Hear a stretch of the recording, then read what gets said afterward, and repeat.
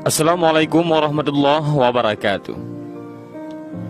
Al-Kisah, ada seorang konglomerat yang sangat kaya raya menulis surat wasiatnya, yaitu barang siapa yang mau menemaniku selama 40 hari di dalam kubur setelah aku mati, akan aku beri warisan separuh dari harta peninggalanku. Lalu ditanyakanlah hal itu kepada anak-anaknya, apakah mereka sanggup menjaganya di alam kubur nanti? Tapi anak-anaknya menjawab, "Mana mungkin kami sanggup menjaga ayah, karena pada saat itu ayah sudah menjadi mayat." Keesokan harinya dipanggillah semua adik-adiknya, dan beliau kembali bertanya, "Adik-adikku, sanggupkah di antara kalian yang menemaniku di dalam kubur selama 40 hari setelah aku mati nanti? Aku akan memberi setengah dari hartaku." Adik-adiknya pun menjawab, "Apakah engkau sudah gila? Mana mungkin ada orang yang sanggup bersama mayat selama itu dalam tanah?" Lalu dengan sedih konglomerat tadi memanggil ajudannya untuk mengumumkan penawaran istimewanya itu kepada para penduduk. Akhirnya sampai jugalah pada hari di mana konglomerat tersebut kembali ke rahmatullah. Kuburnya dihias megah laksana sebuah peristirahatan termewah dengan semua perlengkapannya. Pada waktu yang hampir bersamaan, seorang tukang kayu yang sangat miskin mendengar pengumuman wasiat tersebut. Lalu tukang kayu tersebut dengan tergesa-gesa segera datang ke rumah konglomerat tersebut untuk memberitahukan kepada ahli waris akan kesanggupannya. Keesokan harinya dikebumikanlah jenazah sang konglomerat. Si tukang kayu pun itu turut ke dalam liang lahat sambil membawa kapaknya. Yang paling berharga dimiliki si tukang kayu hanyalah kapak untuk bekerja mencari nafkahnya.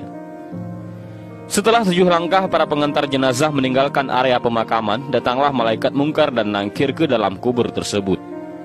Si tukang kayu menyadari siapa yang datang.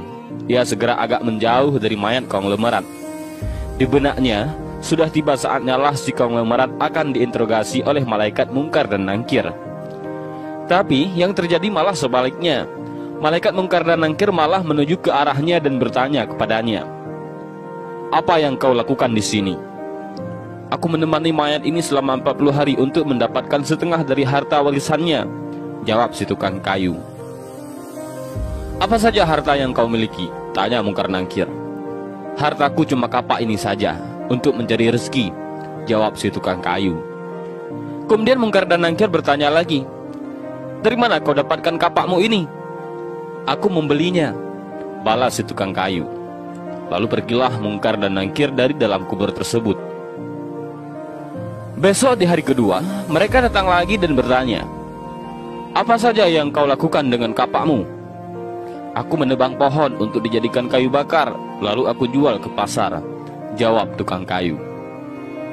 Di hari ketiga ditanya lagi, "Pohon siapa yang kau tebang dengan kapakmu ini?" "Pohon itu tumbuh di hutan belantara, jadi nggak ada yang punya," jawab si tukang kayu itu. "Apa kau yakin?" lanjut malaikat. Kemudian para malaikat pun hilang. Datang lagi di hari keempat, mereka bertanya lagi, "Adakah kau potong pohon-pohon tersebut dengan kapak ini sesuai ukurannya dan beratnya yang sama untuk dijual?" "Aku potong dikira-kira saja, mana mungkin ukurannya bisa sama rata," tegas tukang kayu. Begitu terus yang dilakukan malaikat mungkar dan nangkir. Datang dan pergi sampai tak terasa sekarang 39 hari sudah. Dan yang ditanyakan masih berkisar dengan kapak tersebut. Di hari terakhir yang ke-40, datanglah mungkar dan nangkir sekali lagi bertemu dengan tukang kayu tersebut. Berkatalah mungkar dan nangkir, "Hari ini kami akan kembali bertanya soal kapakmu ini."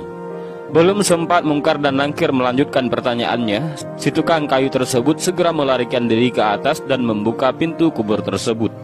Ternyata di luar sudah banyak orang yang menantikan kehadirannya untuk keluar dari kubur tersebut. Si tukang kayu dengan tergesa-gesa keluar dan lari meninggalkan mereka sambil berteriak, "Kalian ambil saja semua bagian harta warisan ini, karena aku sudah tidak menginginkannya lagi." Sesampai di rumah, si tukang kayu berkata kepada istrinya, "Aku sudah tidak menginginkan separuh harta warisan dari mayat itu. Di dunia ini, harta yang kumiliki padahal cuma satu, kapak ini.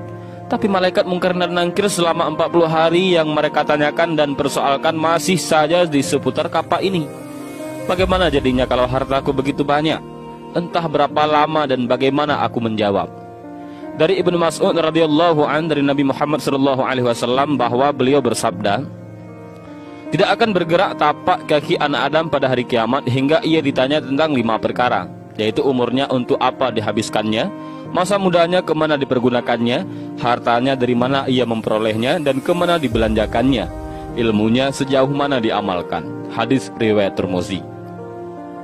Dan inilah sedikit kisah tentang seseorang kaya yang meninggal dunia dan ia ingin ada orang yang menemaninya selama 40 hari di dalam kubur dengan imbalan separuh hartanya.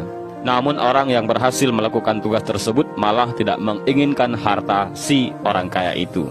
Dan mudah-mudahan kisah singkat ini bermanfaat bagi kita semua. Amin ya rabbal alamin. Wallahu a'lam bishawab. Assalamualaikum warahmatullahi wabarakatuh.